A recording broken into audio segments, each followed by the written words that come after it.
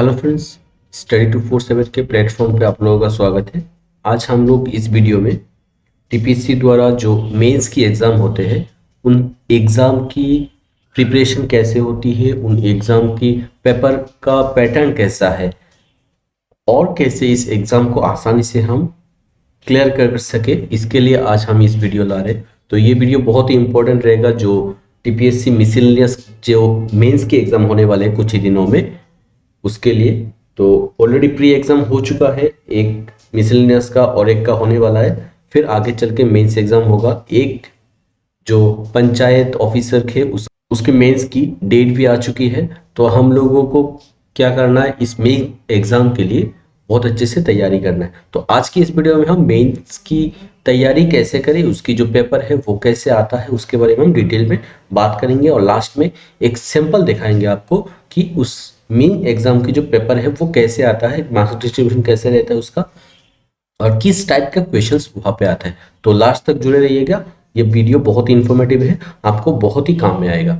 तो सबसे पहले मेंस एग्जाम की बात करें तो मेंस एग्जाम दो पेपर में कंडक्ट किया जाता है। ये दोनों पेपर कन्वेंशनल टाइप है, मतलब आपको लिख के देना पड़ेगा इस एग्जाम में। यहाँ पे एमसीक्यू नहीं रहेगा, यहाँ पे शॉर्ट आंसर टाइप नहीं रहेगा, वहां पे आपको पूरा लिखना पड़ेगा। पेपर वन जो है वो है पेपर वन इंग्लिश और पेपर टू जो है वो है जनरल स्टडीज एंड एरिथमेटिक। तो ये दो चीजों को मिलाकर ये दो पेपर है। हर एक पेपर 100 मार्क का है और इसके लिए टाइम कितना अलॉटेड है, 2 hour 30 minutes for each paper. और सारा एग्जाम एक ही दिन में होगा। तो आपको ये बहुत अच्छे से तैयारी रखनी है, आपको प्रिपेयर करना है। एक ही दिन में दोनों पेपर होगा। पेपर वन होगा इंग्लिश का 100 मार्क जो होगा 2.5 आवर और पेपर टू होगा जनरल स्टडीज एंड एरिथमेटिक जो भी है 100 मार्क्स का 2.5 आवर। इसके बाद हम देख लेते हैं मेंस एग्जाम की जो पेपर वन है इंग्लिश फुल मार्क्स जिसका 100 है, उस पे मार्क्स अलॉटेड कैसे कैसे है, हर एक अलग अलग आइटम पे या अलग अलग सेक्शन पे। तो ड्राफ्टिंग ऑफ ए रिपोर्ट, इसमें आपको लिखना पड़ेगा, लिख के आपको वहां पे मिलेगा 20 मार्क्स, यानी एक रिपोर्ट आपको लिखनी पड़ेगी जो 20 मार्क्स की होगी। Condensing of a prose passage, जिसकी एक पैसेज आपको दिया रहेगा, वहां पे आपको पढ़ के उसका समरी और प्रीसिस राइटिंग लिखना है, या फिर आपको समरी लिखनी है या फिर आपको प्रीसिस राइटिंग लिखनी है। तो इसके लिए मार्क कितना अलॉटेड है, 15 मार्क्स। कंप्रेशन होगा उसके लिए आपको मिलेगा 15 मार्क्स। पैराग्राफ राइटिंग आपका आएगा, वहां पे आएगा 15 मार्क्स। Letter writing 15 marks.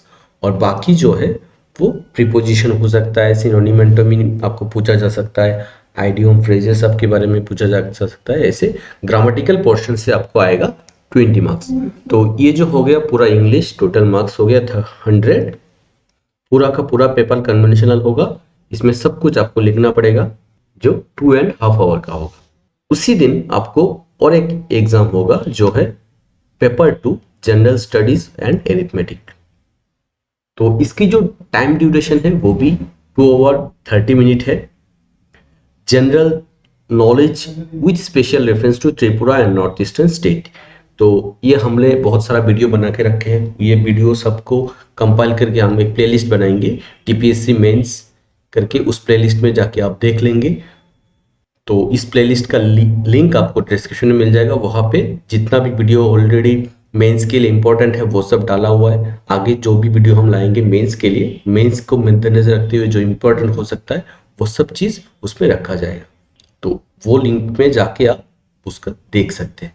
तो general studies with special reference to Tripura north east से आपको क्या पूछा जाएगा, 5 सवाल पूछे जाएंगे, जो हर एक सवाल होगा 4 मार्क्स का, यानी 5 क्वेश्चंस 4 मार्क ईच, जो आपका टोटल मार्क्स आ रहा है 20। त्रिपुरा और नॉर्थ ईस्ट करंट अफेयर से आपको आएगा 20 मार्क्स, जो आपको लिख के देना होगा।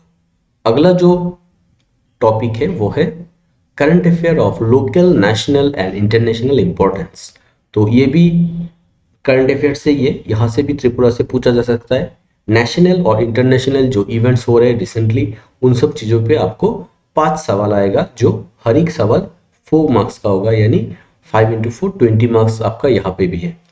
तो ये करंट अफेयर जो है नेशनल, इंटरनेशनल और लोकल अलग अलग डिफरेंट इश्यूज पे आपको लिखना पड़ेगा, क्वेश्चंस आएगा, वहां पे आपको डिटेल में लिखना होगा। तो वो भी आएगा 20 मार्क्स का। इंडियन कॉन्स्टिट्यूशन, इससे आपको आएगा 20 मार्क्स। ये मार्क्स डिस्ट्रीब्यूशन कैसे भी हो सकता है, पिछला बार जो आया था उसमें मार्क्स डिस्ट्रीब्यूशन 2x10 था। तो आप लोगों को हम दिखाएंगे वो वाला क्वेश्चन पेपर पिछले बार जो आया था मेंस का। उस क्वेश्चन आपको देखेंगे तो आपको पता चलेगा कि कैसे ये पेपर आता है। तो इसके लिए आपको अंत तक जुड़े रहना होगा। तो लास्ट में हम दिखाएंगे वो क्वेश्चन पेपर। इसके अलावा जो इम्पोर्टेंट चीज़ है वो है सिंपल अरिथमेटिक, जो क्लास 10th लेवल तक है। उस पर आएगा 20 मार्क्स, जो आपको सॉल्व करके दिखाना पड़ेगा। मेंटल एबिलिटी टेस्ट वो भी आपको सॉल्व करके दिखाना होगा। तो ये भी है 20 मार्क्स। तो यहाँ पे भी टोटल मार्क्स कितना हो गया 100, जिसका टाइम ड्यूरेशन है 2 आवर एंड 30 मिनट। तो ये 2 पेपर एक ही दिन में होगा, एक ही दिन में उसका पूरा पेपर खत्म हो जाएगा मेंस का 200 मार्क्स का। 200 मार्क्स टोटल टाइम ड्यूरेशन हो जाएगा 2 आवर 30 मिनट, 2 आवर 30 मिनट यानी 5 आवर का टोटल पेपर रहेगा। एक ही दिन में आपको सब कुछ दे देना। अगर आप ये मेंस एग्जाम क्लियर कर लेते हैं, फिर आपका आता है इंटरव्यू यानी पर्सनालिटी टेस्ट। वो प्रिलिमिनरी एग्जाम में जो लोग क्लियर करके मेंस एग्जाम दिए थे, वहां से नंबर ऑफ पोस्ट के हिसाब से 3 टाइम्स नंबर ऑफ पर्सन को बुलाया जाएगा पर्सनल टेस्ट के लिए।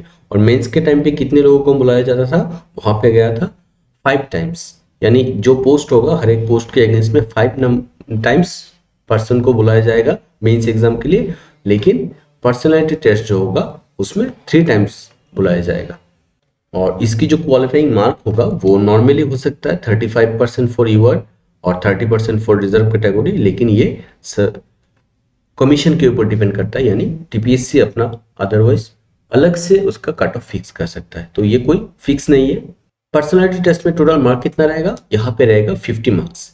यानी आपका टोटल मार्क्स जो मेरिट लिस्ट के लिए आएगा वो होगा 200, 100 इंग्लिश का, 100 जीएस प्लस जो मेंटल एबिलिटी न्यूमेरिकल मिला के, और फिर 50। तो यह हो गया 250 मार्क्स का आपका टोटल एग्जाम होगा मेंस प्लस वो मिला के पर्सनैलिटी मिला के। इन दोनों को मिला के जो 250 मार्क्स है उसी के हिसाब से आप लिस्ट निकलेगा। तो अब आपको पता लग गया होगा कि प्रोसीजर क्या है मेंस का, मेंस एग्जाम में आपको कैसे पढ़ना है। कन्वेंशनल सारा का सारा पेपर है, उसके हिसाब से आपको तैयारी करनी है। करंट अफेयर जो local national north east related है उसके ऊपर आपको बहुत ज़्यादा नज़र रखना है, वहाँ पे से डायरेक्ट 40 मार्क्स आ रहा है। इसके अलावा constitution of India, numerical, mental ability, तो इन चीज़ों पे आपको बहुत गौर से आपको तैयारी करनी है, बहुत गौर से आपको ध्यान से पढ़ना है। अब हम देख लेते हैं वो 2 क्वेश्चंस पेपर जहाँ पे हम पेपर 1 इंग्लिश और पेपर 2 जो है जीएस का, वो 2 पेपर को आप दिखाएंगे। वहां से आपको अंदाजा लग जाएगा कि क्वेश्चंस कैसे आता है। सबसे पहले हम इंग्लिश पेपर की बात करें तो पेपर 1 है इंग्लिश, टू फुल मार्क्स 100 और टाइम ड्यूरेशन है 2 आवर 30 मिनट।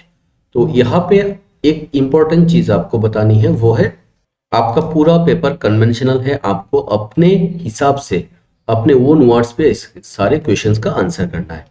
सबसे पहले जो क्वेश्चन दिया गया यहाँ पे, right a paragraph in about 150 word on any one of the following topic. तो नीचे दिए गए कुछ ऑप्शंस है, यहाँ से उन ऑप्शन में से किसी एक टॉपिक को आप चुन सकते हैं। उसके ऊपर आपको पैराग्राफ लिखनी है, कितनी 150 वर्ड के ऊपर। तो यह जो टॉपिक है, यह टॉपिक रिसेंट इश्यूज पे होगा, त्रिपुरा से रिलेटेड हो सकता है या कुछ सोशल इश्यूज के ऊपर बेस्ड हो सकता है ये वाला पैराग्राफ। तो यहाँ पे देख सकते हैं आप, problem of unemployment in India, ये एक सोशल इशू है। Necessity of conserving the rain water, और तीसरा जो है फॉरेस्ट ऑफ त्रिपुरा, यानी त्रिपुरा रिलेटेड एक पैराग्राफ आपको लिखने के लिए आ सकता है। तो उसके हिसाब से आपको पैराग्राफ की तैयारी करनी है। त्रिपुरा से कुछ इंपॉर्टेंट टॉपिक, सोशल इश्यूज के ऊपर आपको कुछ एक टॉपिक पे तैयारी करनी है, और उसके अलावा जो अलग अलग डिफरेंट इश्यूज होते हैं उन सब के ऊपर भी आपको तैयारी करनी है पैराग्राफ के लिए। अब रिपोर्ट की बात करें, वो भी 150 वर्ड में आपको लिखनी है 20 मार्क्स के उसके लिए। तो इसके लिए आपको टॉपिक दिया हुआ रहेगा, उसके हिसाब से आपको एक रिपोर्ट लिखनी है। जहां पे आप देख सकते हैं यहाँ पे जो दिया हुआ है, ये वाला पैराग्राफ किसके ऊपर है, इस रिपोर्ट में बोला जाए पुत्तिंगल देवी टेम्पल है केरला में, उसके ऊपर आग लगने की वजह से बहुत लोगों की डेथ हो गई है।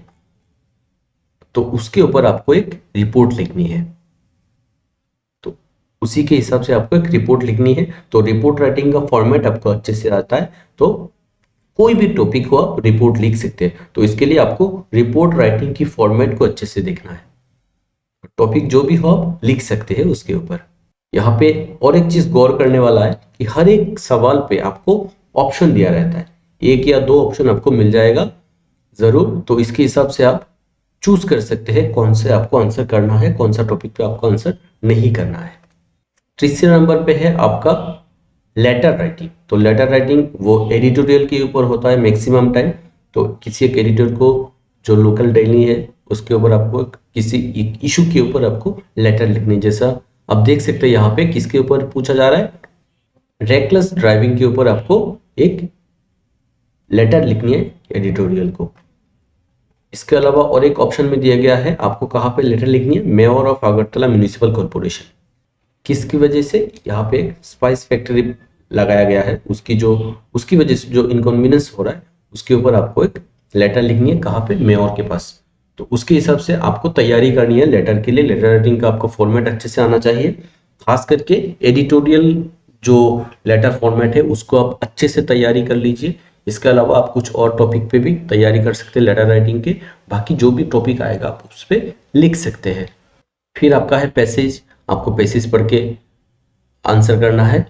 इसके बाद आपको एक पैराग्राफ दिया हुआ रहेगा, उस पैराग्राफ से या प्रोज से किसी कुछ भी दे सकता है, उसके हिसाब से आपको एक समरी लिखनी है। वो जो कंटेंट होगा उस कंटेंट को पढ़ के आपको एक समरी लिखनी है, वो आएगा 15 मार्क्स का।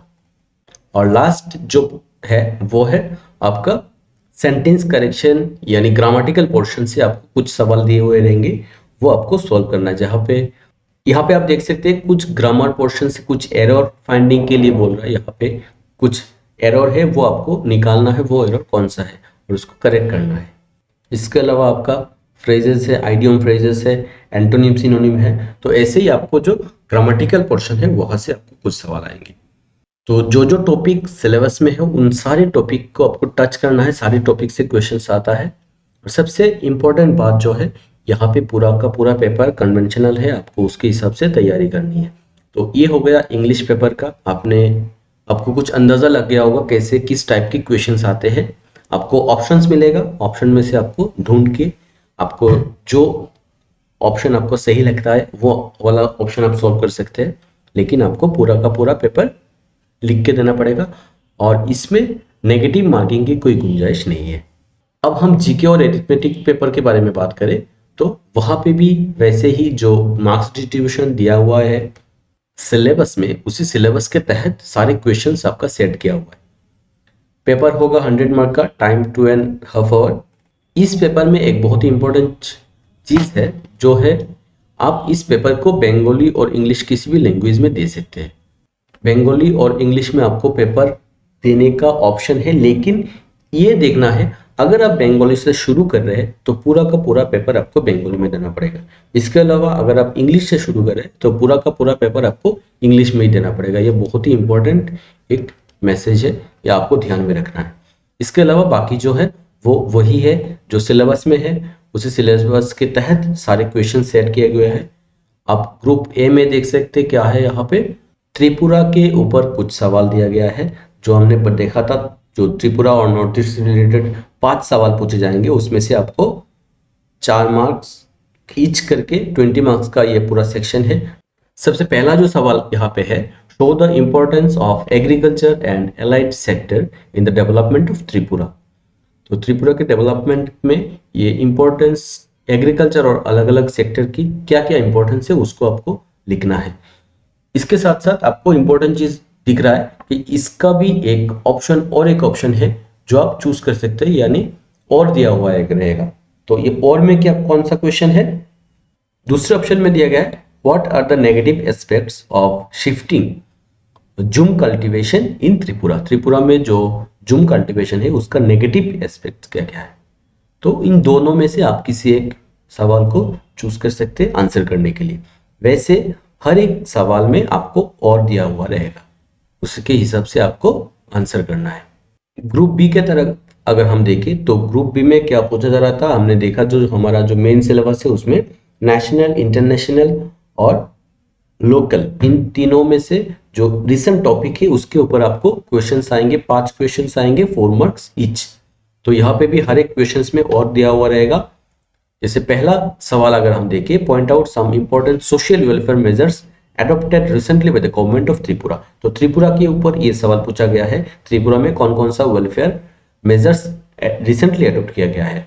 इसके साथ और दिया हुआ है, suggest measures to promote handicraft in India in Tripura. तो त्रिपुरा में हैंडीक्राफ्ट को कैसे प्रमोट किया जा सकता है, उसके लिए आपको कुछ मेजर सजेस्ट करनी है। तो ये त्रिपुरा के ऊपर है। इसके अलावा दूसरा जो सवाल है वो भी त्रिपुरा के ऊपर है। अगला जो सवाल है वो एनआरएचएम की इंपॉर्टेंस क्या है कंट्री में, यानी ये नेशनल लेवल पे एक सवाल पूछा गया है। और लास्ट वाला सवाल जो है वो इंटरनेशनल इश्यूज के ऊपर पूछा गया है। तो ऐसे हर एक टॉपिक को जो मेन सिलेबस में दिया हुआ है उसको आपको कवर करके रखना है, ताकि जो भी सवाल आए हर एक टॉपिक को आप टच कर सके, आप उस सवाल को कर सके, जवाब दे सके एग्जाम में।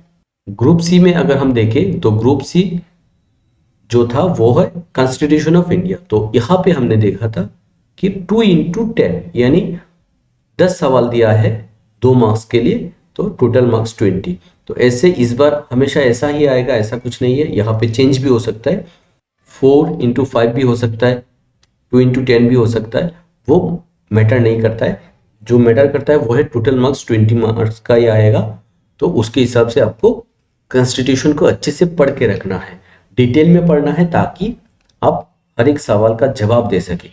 सवाल जो है वो नॉर्मल बेसिक सवाल्स होते हैं। जैसे आप देख सकते हैं यहाँ पे, why Indian constitution is called a combination of rigidity and flexibility, what do you mean by universal adult franchise, state the importance of fundamental right. तो ये जो सवाल्स है, ये सवाल बेसिक सवाल है, आपको आना चाहिए वैसे भी।